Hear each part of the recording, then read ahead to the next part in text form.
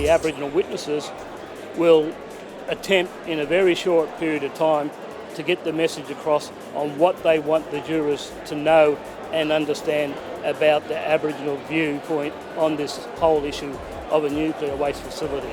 We have a connection to the country, the land. If you destroy the land, you are destroying our spirit. Aboriginal people have been impacted since 1953, was when South Australia first experienced its first atom bomb.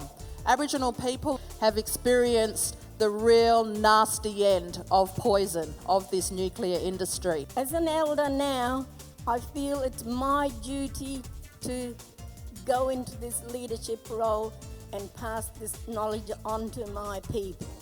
I speak not only as a Yura, as a responsible Australian. Not one little piece of Australia doesn't belong to an Aboriginal group. And I will speak strongly on behalf of my animal community that we strongly say no. Irari wandi, poison, leave it. How do we provide a voice to a minority that has been marginalised for centuries?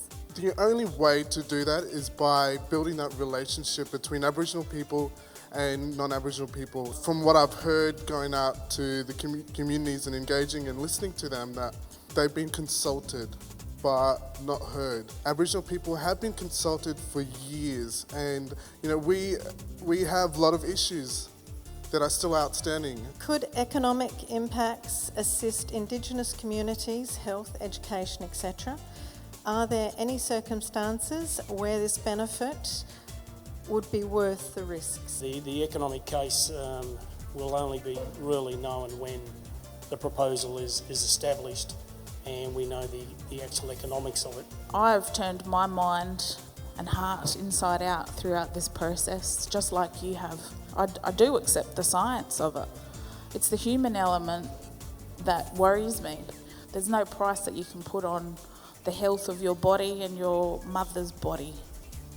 There is no price. Opportunity for Aboriginal people and other vulnerable communities should not be at the cost of sacrificing our rights and obligations as TOs, nor should impoverished regional South Australians be forced by government into accepting a dirty and dangerous industry. If you make a decision and agree with the government to put a waste dump in this state, you will go down and be a living history of selling your state out. I've been the lawyer for the Maralinga people for the 30 years that they've had to deal with the legacy of the British nuclear tests. The Maralinga people, many strongly oppose, and you've heard some fantastic views, but others have got an open mind. They'll go through those discussions when they're properly resourced, and they will work through those differences of views. They'll do it respectfully, and they'll do it at their own pace and in their own time. I'm pleased that they had thought of Aboriginal people to be a part of this citizens jury program.